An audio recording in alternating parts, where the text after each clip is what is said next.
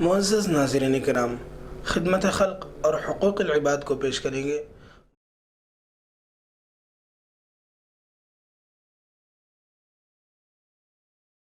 الرحمن الرحیم الحمد للہ وحدہ والصلاة والسلام علی من لا نبی بعدہ، اما بعد۔ محترم ناظرین کرام، میاں بیوی کے ذمہ داریاں سلسلہ وار بیان کی جا رہی ہیں۔ گزشتہ بیوی کے ذمہ داریاں اور بیوی پر عائد ہونے والے حقوق اور ان کے کیا کیا ذمہ داریاں ہیں اس کو بیان کیا گیا تھا۔ آج کے اس موقع پر یہ عرض کیا جا رہا ہے کہ بیوی کے عادات اور اس کے اخلاق اور اس کے صفات کیسے ہونا چاہیے۔ دیکھیے، ہر ایک مومن کے لیے، چاہے وہ بچہ ہو یا بچی ہو، چاہے بیوی ہو چاہے شوہر ہو، ہر ایک کے واسطے ضروری یہ ہے کہ اپنی زندگی سنت طریقے کے مطابق گزاریں، اور خاص طور سے ماں بہنوں کو چاہیے، بیوی کو چاہیے کہ سنت طریقے سے اپنی زندگی گزاریں۔ ہم سنت پرست بن جائیں، فیشن پرست نہ بنیں۔ آج کا زمانہ ہم دیکھتے ہیں، حالات سنتے ہیں، مشاہدات سامنے آتے ہیں، واقعات سامنے آ رہے ہیں، حادثات سامنے آ رہے ہیں کہ آج سنت پرستی ختم ہوتی جا رہی ہے، فیشن پرستی عام ہوتی جا رہی ہے۔ آج ہمارے نبی پیغمبر صلی اللہ علیہ وسلم کے سنتوں کو چھوڑ کر غیروں کے طریقے کو اپنانا فخر سمجھا جا رہا ہے۔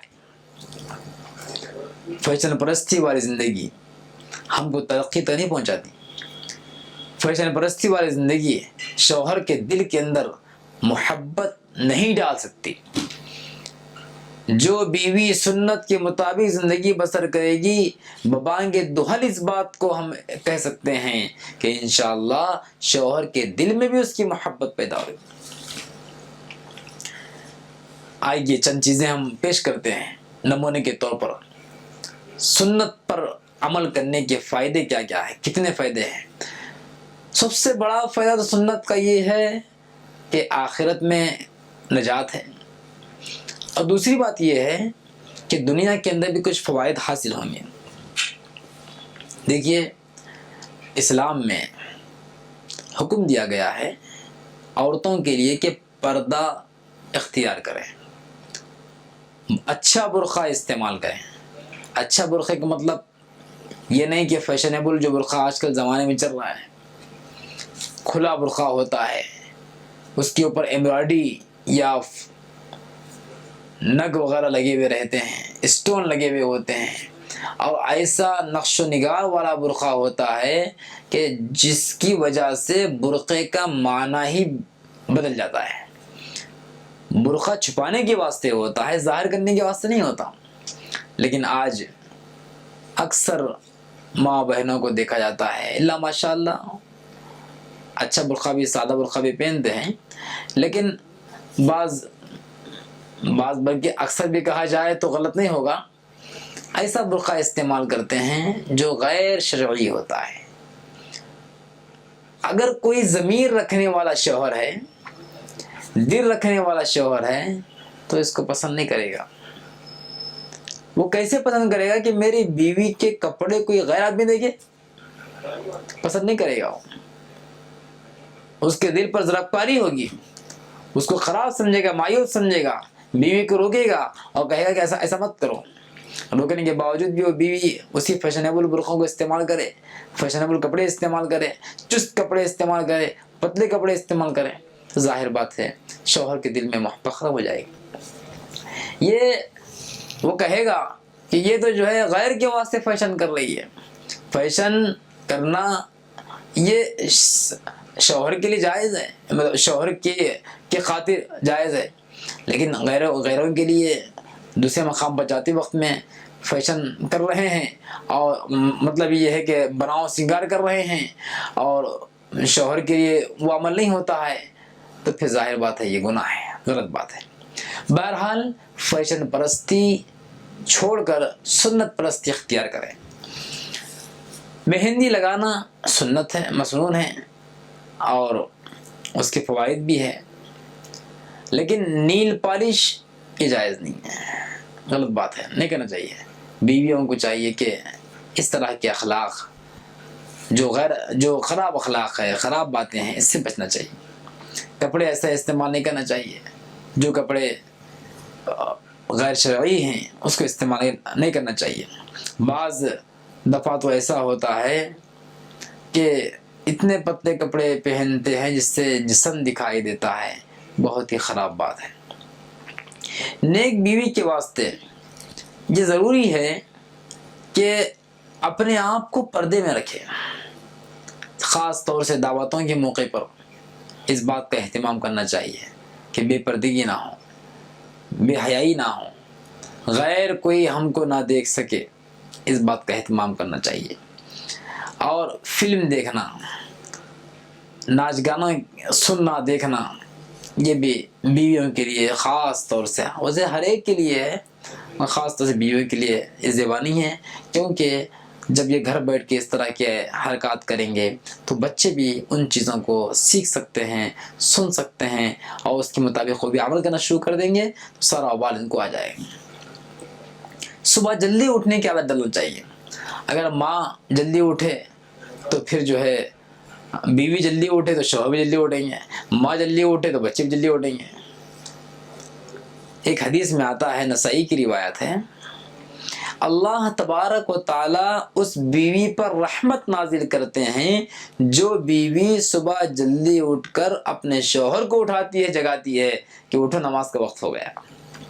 اور یہ بھی ہے کہ اگر شوہر نہ اٹھے تو اس کے اٹھانے کے واسطے پانی استعمال کرتی ہے تو اس بیوی پر اللہ کی رحمت نازل ہوتی ہے، نسائی کی روایت۔ اب اندازہ کیجئے، صبح خود اٹھنا اور نماز کے لیے اٹھانا اتنا بڑا عمل ہے کہ اس کے ذریعے سے رحمت الہی کے نازل ہونے کا ذریعہ ہے۔ آج ہم میں سے کتنے عورتیں ایسے ہیں جو اس حکم پر عمل کرتے ہیں؟ اپنا جائزہ لے کر دیکھیں۔ حدیث میں آتا ہے، اللہ کے نبی صلی اللہ علیہ وسلم ارشاد فرماتے ہیں، نوم الصبحۃ یمنع الرزق، صبح کے وقت کا سونا رزق کو روک دیتا ہے۔ اب جو صبح کے وقت میں نماز چھوڑ کے سو جائیں، شوہر بھی، بیوی بھی، بچے بھی، تو ظاہر بات گھر میں کہاں سے برکت آئے گی؟ تو ماں اس بات کا اہتمام کرے، بیوی اس بات کا اہتمام کرے کہ صبح جلدی اٹھیں، اور اٹھ کے اس حدیث کے مطابق جو ہے ہم جلدی اٹھیں تاکہ ہمارے رزق کے اندر برکت آ جائے۔ جلدی اٹھ کر نماز پڑھیں، نماز پڑھنے کا اہتمام کریں۔ اور اس طریقے سے بہت سارے احکامات ہیں، جو بھی مسنون عمل ہے، جو بھی سنتیں ہیں، اس کے اوپر عمل کرنے کی کوشش کرنا چاہیے۔ اور ایک اہم بات جو اس موقع پر بیویوں سے عرض کرنا ہے وہ یہ ہے کہ بیوی اپنے شوہر کو ہمت دلانے والی ہو، حوصلہ افزا کلمات کہنے والی ہو، اور اپنے شوہر کے ساتھ تسلی آمیز کلمات کہنے والی ہو، وہ بیوی نیک بیوی کہلاتی ہے۔ حدیث میں بات ملتی ہے، جب ہمارے پیغمبر صلی اللہ علیہ وسلم غار حرا میں عبادت کرنے کے واسطے جاتے تھے تو ایک وقت ایسا ہوا کہ آپ کے پاس ایک آنے والے آئے، یعنی کہ فرشتے جبرائیل علیہ السلام آئے اور فرمایا کہ اقرا، پڑھو۔ آپ نے فرمایا کہ ما انا بقاری، واقعہ بہت مشہور ہے۔ 3 مرتبہ فرشتے نے آپ کو دبوچا، پھر فرمایا کہ اقرا بسم ربک الذی خلق۔ قرآن مجید کی پہلی وحی نازل ہوئی، سورہ علق کی پہلی آیت نازل ہوئی، پہلی آیت نازل ہوئی۔ اس واقعے کی وجہ سے آپ پر بڑا بوجھ طاری ہو گیا، اور آپ کو بہت تکلیف ہوئی، گھبراہٹ بھی طاری ہو گئی۔ فرشتے کو اصلی حالت میں آپ نے دیکھا، پہلی مرتبہ دیکھا، یہ ایک بوجھ، اور قرآن مجید کا نزول اور وحی کا نزول، یہ ایک آپ پر گویا کہ سمجھے بوجھ کی طرح ہو گیا، تکلیف ہو گئی، تو آپ پر بخار طاری ہو گیا، ہیبت طاری ہو گئی، گھر تشریف لائے۔ بوجھ کا مطلب یہ نہیں کہ جو ہے جس طرح انسان پر بہت ساری چیز لاد دیا گیا تو بوجھ ہوتا ہے، وہ بوجھ مراد نہیں ہے، غلط مطلب نہ لیا جائے اس کا کہ بوجھ ہو گیا، وہی نازل ہونے سے آپ پر جو ہے بوجھ طاری ہو گیا، یہ کہنا مقصود نہیں ہے، بلکہ ایک طرح کی گھبراہٹ گویا کہ نازل ہو گئی، چونکہ قرآن مجید کا نزول وحی کا آنا، خود اللہ تبارک و تعالیٰ کہتے ہیں کہ لو انزلنا هذا القرآن على جبل لرأيته خاشعا متصدعا من خشیۃ اللہ، کہ اگر اس قرآن مجید کو پہاڑ پر نازل کیا جاتا تو اس کی سختی کی وجہ سے پہاڑ ریزہ ریزہ ہو جاتا۔ تو پہاڑ کے بارے میں خود اللہ تعالیٰ کہہ رہے ہیں کہ اگر یہ قرآن کو پہاڑ پر نازل کیا جاتا تو پہاڑ ٹکڑے ٹکڑے ہو جاتا۔ اب اسی قرآن مجید کو نبی اطہر صلی اللہ علیہ وسلم کے سینہ اطہر پر نازل کیا جا رہا ہے، تو بتائیے کیا حالت بھی ہوگی، یہ کہنا مقصود ہے۔ چنانچہ آپ پر گھبراہٹ طاری ہوئی، گھر میں تشریف لائے، آپ کے زوجہ محترمہ حضرت خدیجہ رضی اللہ تعالیٰ عنہ نے فرمایا کیا بات ہے، کیا ہوا؟ تو آپ نے فرمایا کہ زملونی، مجھ پر چادر اڑاؤ، کمبل اڑاؤ، میں سونا چاہتا ہوں۔ چنانچہ آپ آرام کیے کچھ دیر آپ کے بعد میں آپ کو جو افاقہ ہوا، تو اس وقت میں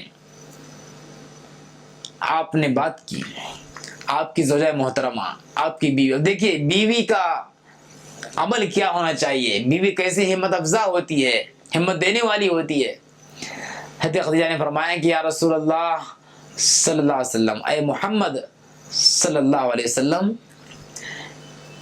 انکا لتصل الرحم، آپ تو رحم کرنے والے ہیں، غریبوں کے غمخوار ہیں، پریشان حال کی پریشانی کو دور کرتے ہیں، یتیموں کے آپ پرسان حال ہیں، اور بے گھر بے بس اور یتیم و یسیر کے آپ ماوا و ملجا ہے، آپ ہمیشہ اچھا کام کرنے والے ہیں، آپ پر کوئی مصیبت نہیں آئے گی، آپ مت گھبرائیے، پریشان مت رہیے۔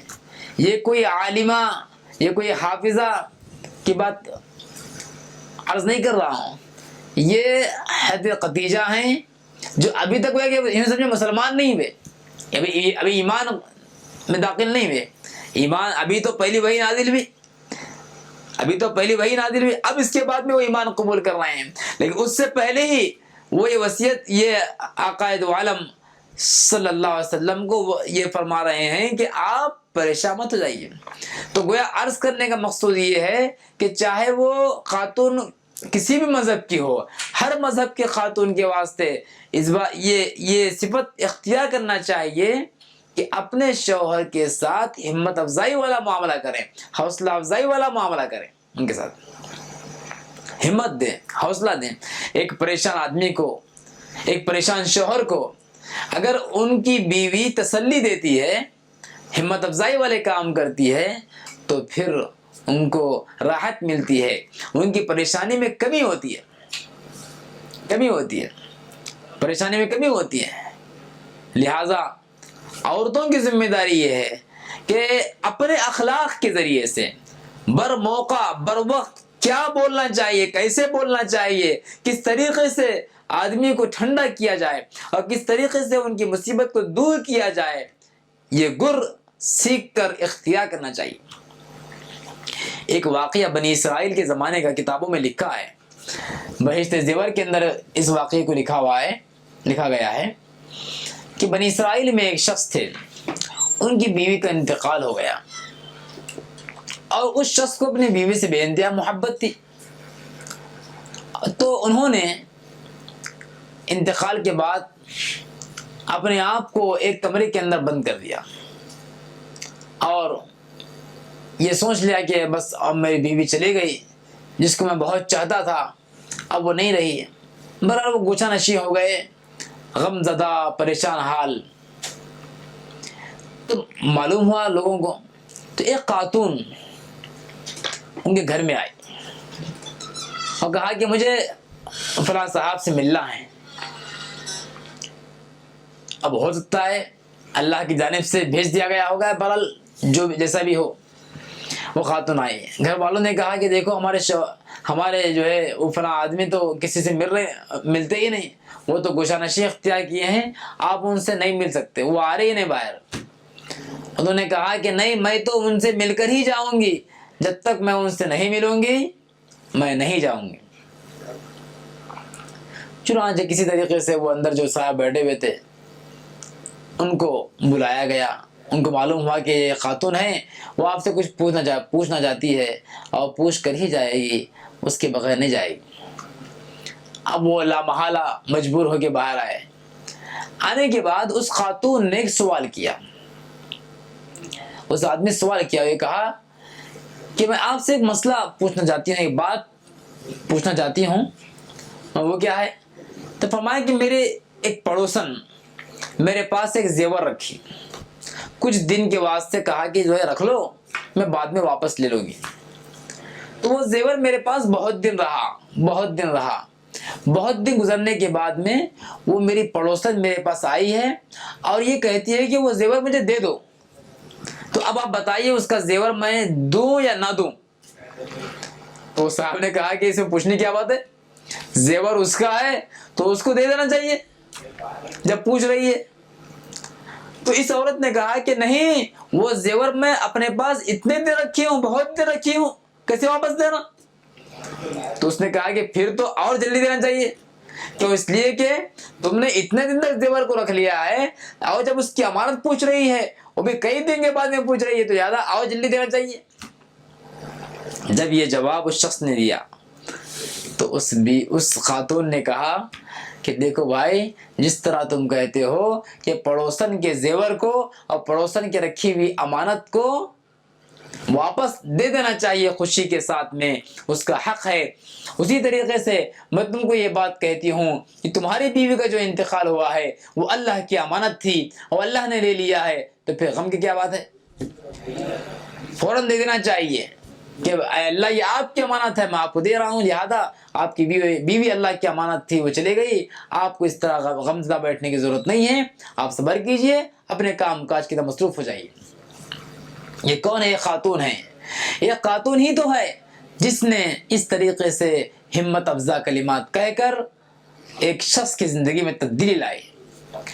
آج اس بات کی ضرورت ہے، آج کے موقع پر، آج کے زمانے میں ہم دیکھتے ہیں کہ مرد شوہر اگر کسی پریشانی کے اندر مبتلا ہے تو بیوی اس کے اندر شریک نہیں ہوتی۔ شوہر کی پریشانی میں، شوہر کی خوشی میں، شوہر کی غمی میں ہر ایک کے اندر بیوی کو شامل ہونا چاہیے۔ شوہر کسی پریشانی کے اندر ہے اور یہ آرام سے بیٹھی ہوئی ہے، اور شوہر کسی خوشی کے اندر ہے اور یہ جو غمی کے اندر ہے۔ شوہر کی غمی اور شوہر کی خوشی بیوی کی غمی اور خوشی ہونا چاہیے۔ ایسا نہیں ہونا چاہیے کہ جو ہے شوہر الگ بیوی الگ۔ شوہر مصیبت کے اندر ہے تو تسلی آمیز کلمات کہیں، ہم ان کی ضرورت کو پورا نہیں کر سکتے تو کم سے کم تسلی آمیز کلمات تو کہہ سکتے ہیں، تسلی آمیز حوصلہ افزا باتیں تو کر سکتے ہیں۔ آپ صبر کیجئے، پریشان مت ہو جائیے، اللہ تعالیٰ آپ کے ساتھ اچھا معاملہ کرے گا، یہ کلمات تو بول سکتے ہیں۔ نا امیدی سے تو ان کو بچا سکتے ہیں۔ قرآن مجید میں اللہ نے فرمایا کہ لا تقنطوا من رحمت اللہ، اللہ کی رحمت سے نا امید مت ہو جاؤ۔ اس آیت کو پیش کریے اور پیش کر کے کہیے کہ جو آپ ہمت مت ہاریے، آپ تو بڑے بہادر انسان ہیں، ہم آپ کو دیکھتے ہیں، آپ کی بہادری، آپ کتنے جو ہے دل والے، باعزم، پر حوصلہ اچھے انسان ہیں، آپ اس طریقے سے ہمت ہاریں گے تو کیا حال ہوگا؟ آپ ہمت ہاریں گے تو ہم کیا کریں گے؟ ایسے الفاظ کہنا چاہیے جس سے شوہر کے اندر سکون پیدا ہو جائے اور ان کی آئی ہوئی مصیبت کو دور جو ہے وہ ختم کرنے میں وہ جو ہے ان کے لیے آسانی ہو جائے۔ بہرحال خواتین سے، ماؤں بہنوں سے، بیویوں سے گزارش یہ ہے کہ شوہر کے ساتھ میں تسلی آمیز رویہ اختیار کرنا چاہیے۔ اسی طریقے سے اور ایک بات جو بیویوں کو عرض کرنا ہے وہ یہ ہے کہ اللہ تبارک و تعالیٰ نے بیویوں کی فرمانبرداری اور بیویاں جب شوہر کے ساتھ میں اطاعت گزاری اور تابعداری کا معاملہ کرتے ہیں تو کیا ان کے واسطے انعام رکھا ہے؟ ظاہر بات ہے کسی چیز کا جب آفر رکھا جاتا ہے تو بڑے جو ہے خریدار بڑے شوق سے اس کو خریدتے ہیں. تو آئیے نیک بیویوں کے واسطے بھی اللہ کا آفر ہے. نیک بیویوں کے واسطے بھی اللہ تبارک و تعالیٰ کا ایک جو ہے پرکشش انعام ہے. جو نیک بیویاں اپنے شوہر کی فرمانبردار تابعدار ہوتے ہیں اللہ تعالیٰ کی جانب سے ایک بہترین ان کے واسطے انعام مقرر کیا گیا ہے. بہت امید کرتے ہیں ہم کہ جب مائیں بہنیں اس حدیث کو سنیں گے, اس بات کو سنیں گے تو ان کے اندر جذبہ ایمانی بھڑک اٹھے گا اور اپنے شوہر کی فرمانبرداری کرنے کے واسطے وہ آگے آئیں. آئیے حدیث میں آتا ہے, حضرت انس رضی اللہ تعالیٰ عنہ روایت کرتے ہیں کہ رسول اکرم صلی اللہ علیہ وسلم نے ارشاد فرمایا, جس عورت نے 5 وقت کی نماز پڑھی اور رمضان کے روزے رکھے اور اپنی شرمگاہ کی حفاظت کی اور اپنے شوہر کی اطاعت فرمانبرداری کے ساتھ زندگی گزاری تو کل قیامت کے دن اللہ تبارک و تعالی اس کو اختیار دیں گے کہ جنت کے جس دروازے سے چاہے چلی جائے. سبحان اللہ. اور ایک مرتبہ سن لیجئے, آقا دو عالم صلی اللہ علیہ وسلم نے ارشاد فرمایا کہ جو عورت 5 وقت کی نماز پابندی سے پڑھے گی اور نمبر 2 رمضان کے روزے رکھے گی اور نمبر 3 اپنے شرمگاہ کی حفاظت کرے گی اور نمبر 4 اپنے شوہر کی اطاعت گزاری کرے گی اور ان کی بات مانے گی, 4 کام جو عورت کرے گی اللہ تبارک و تعالی اس کو اختیار دیں گے جنت کے جس گیٹ سے چاہے, جس دروازے سے چاہے چلی جائے. کتنا بڑا انعام ہے, کتنا بڑا اکرام ہے اللہ کی جانب سے. ایک تو نماز کی پابندی کرنا ہے, روزے کی رمضان کے روزے کی پابندی کرنا ہے, یہ تو فرائض میں شامل ہے. فرض ہے تو نماز چھوڑنا ہی نہیں ہے, ہمیشہ نماز پڑھنا, دن اور رات میں 5 وقت کی نماز اور سال میں رمضان کے 1 مہینے کے روزے. پاکی کی حالت ہو اور ناپاکی کی حالت اگر ہے تو پھر بعد میں قضا کرنا ہے رمضان کے روزے اور نماز تو معافی ہے. اور اپنے شرمگاہ کی حفاظت کرنا ہے, بدکاری نہیں کرنا ہے, زناکاری نہیں کرنا ہے اور شوہر کی اطاعت گزاری کرنا ہے. کتنا اچھا عمل ہے کہ 4 عمل کرنے پر جنت کے 8 دروازے ان کے واسطے کھلے, جنت کے 8 دروازے ان کے واسطے کھول دیے جائیں گے. اتنا آسان عمل ہے. ماں بہنوں کو چاہیے, بیویوں کو چاہیے کہ اس سلسلے میں آگے بڑھیں اور اپنے شوہر کی اطاعت گزاری اور فرمانبرداری کرنے کا جذبہ اپنے اندر پیدا کریں, جس سے انشاءاللہ خوشگواری پیدا ہوگی, شوہر بھی خوش ہوں گے, اللہ بھی خوش ہوں گے اور اس پر جنت بھی نصیب ہو جائے گی. نیک بیوی کے لیے اور بہت ساری چیزیں جو بتائی گئی ہیں اس کو بھی سننا چاہیے کہ اللہ تبارک و تعالی نے قرآن مجید کے اندر اور احادیث میں ہمارے پیغمبر نے جو تعلیمات دی ہیں اس میں سے ایک تعلیم یہ ہے بیویوں کے لیے کہ اللہ تبارک و تعالی کے علاوہ کسی اور کو سجدہ جائز نہیں ہے. مگر آقا نے فرمایا کہ اگر سجدہ جائز ہوتا تو میں بیویوں کو اس بات کی تعلیم دیتا کہ شوہر کے سامنے سجدہ کریں. اتنا بڑا مقام ہے شوہر کا, اتنا بڑا کردار ہے شوہر کا, لہٰذا شوہر کے ساتھ میں حسن سلوک کا معاملہ کریں, فرمانبرداری کریں, اچھے اخلاق سے پیش آئیں, ہمت افزائی والے کلمات ان کو کہتے رہیں. انشاءاللہ اس سے خوشگواری آئے گی. اللہ تعالیٰ سے دعا ہے کہ ہم سب کو ان باتوں پر عمل نصیب فرمائیں. خاص طور سے بیویوں کو چاہیے کہ ان چیزوں پر عمل کرنے کی توفیق جو ہے کوشش کریں. آمین یا رب العالمین. وما علینا الا البلاغ المبین. بسم اللہ الرحمن الرحیم. السلام علیکم ورحمۃ اللہ وبرکاتہ. ناظرین و حاضرین, اللہ تبارک و تعالیٰ نے جسم کے تمام اعضاء میں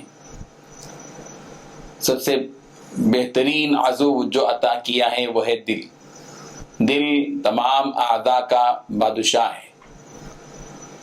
دل ہی کے سائے میں سارے اعضاء جی رہے ہیں. اسی کے حکم پر سارے اعضاء معمور ہیں. میں جو بول رہا ہوں وہ اصل میں دل کے کہنے سے بول رہا، دل کے اشارے سے کہہ رہا ہوں. دل میں جو بات آ رہی میں وہ کہہ رہا ہوں. تو زبان دل کی غلام ہے. میں جو دیکھ رہا ہوں وہ دل کے ارادے سے دیکھ رہا ہوں. اگر دل میں یہ ارادہ ہو جائے تو کہ یہ نہ دیکھے تو میری آنکھ بند ہو جائے. میں جو سن رہا ہوں یہ دل کے ارادے سے سن رہا ہوں. دل ہے جو تمام جسم کا بادشاہ ہے. اور اللہ تبارک و تعالیٰ نے اس کے اندر بہت سی خصوصیتیں رکھی ہیں. یہ دل جس کو قرآن مجید نے قلب کہا، عربی زبان میں قلب کہا جاتا ہے، اور قلب کے معنی پلٹنے کے آتے ہیں. چونکہ دل بھی پلٹتا رہتا ہے اسی لیے اس کو قلب کہا گیا ہے. یہ کبھی بھلائی کی طرف جاتا ہے، کبھی برائی کی طرف جاتا ہے، کبھی سخت ہو جاتا ہے، کبھی نرم ہو جاتا ہے، کبھی سخاوت کی طرف بڑھتا ہے، کبھی بخل کی طرف بڑھتا ہے، کبھی خیر خواہی کا پیغام لے آتا ہے، کبھی شرخواہی اس کے دل میں آتی ہے. اچھے جذبات کا تقاضا دل میں آتا ہے، کبھی برے تقاضے آتے ہیں، اچھی خواہشات آتی ہیں، کبھی بری خواہشات آتی ہیں، کبھی چستی اور کبھی بالکل سستی. یہ دل ہے. اس دل مطلوب ہے اللہ تبارک و تعالیٰ کو قلب منیب. یہ دل ایسا ہو جو دل اللہ تبارک و تعالیٰ کی طرف رجوع ہونے والا. اس دل میں آدمی چاہے تو دنیا کو بسا سکتا ہے، دنیا کے حسن کو، دنیا کی رونق کو، دنیا کی بہجت کو، دنیا کی چمک کو، دنیا کی بہار کو، دنیا کی ساری زیب و زینتوں کو دل میں بسا سکتا ہے.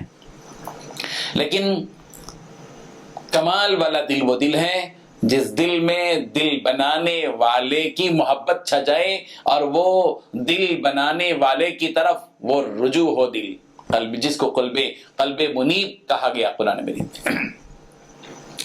چنانچہ سورہ قاف کی آیت نمبر 33 میں اللہ تبارک و تعالیٰ نے ان لوگوں کے لیے جو لوگ جنتوں کی نعمتوں کا وعدہ جن کے لیے اللہ تبارک و تعالیٰ نے قرآن مجید میں کیا ہے، انہی میں سے ایک وہ بھی ہیں جو من خشی الرحمن بالغیب، جو پروردگار کو دیکھے بنا پروردگار سے ڈرتے ہیں، خوف اور خشیت اللہ کی رکھتے ہیں، اور جاء بقلب منیب. اور وہ ہے جو جنتوں کے حقدار، جنت کا وعدہ جن سے کیا گیا، اس جنت کے پانے والے وہ لوگ ہیں، وہ جاء بقلب منیب، جو قلب منیب لے کر آتے ہیں، یعنی اللہ کی طرف رجوع ہونے والا دل لے کر آتے ہیں. ہمارے اپنے دل کو ہمیں سنبھالنا ہے، ہمیں اپنے دل کی طرف متوجہ ہونا ہے. ہم ہاتھ کی طرف متوجہ ہوئے، چہرے کی طرف متوجہ ہوئے، اور کپڑے کی طرف متوجہ ہوئے، بیوی بچوں کی طرف متوجہ ہوئے. ایک حقوق ہیں ان کے بھی ادا کریں.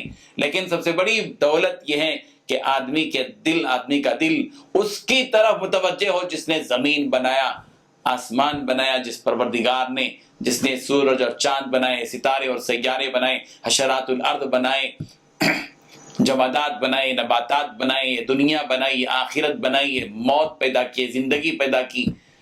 یہ ساری دنیا جس کے ہاتھ میں ہے، جس کے قبضہ قدرت میں ہے، اس پروردگار کی طرف آدمی رجوع کرے، اپنے دل کو اس کی طرف رجوع کرے. جب وہ بلائے تو پہنچ جائے، حی علی الصلاح، حی علی الفلاح، تو اس کا دل رجوع ہو نماز کی طرف. رمضان مبارک کا مہینہ آ جائے، اس کا دل رجوع ہو روزہ رکھنے کی طرف. حج کا موسم آ جائے، اس کا دل رجوع ہو حج کے فریضے کی ادائیگی کی طرف. قربانی کا وقت آ جائے، اس کا دل رجوع ہو اس قربانی کی طرف جس کو حضرت ابراہیم علیہ السلام نے اس دنیا کے اندر اس سنت کو دنیا کو بتلایا. یہ ہے وہ پیغام جو اللہ تبارک و تعالیٰ نے دیا ہے. اللہ تبارک و تعالیٰ ہم سب کے دل کو قلب منیب بنا دے. آمین. وآخر دعوانا ان الحمد للہ رب العالمین.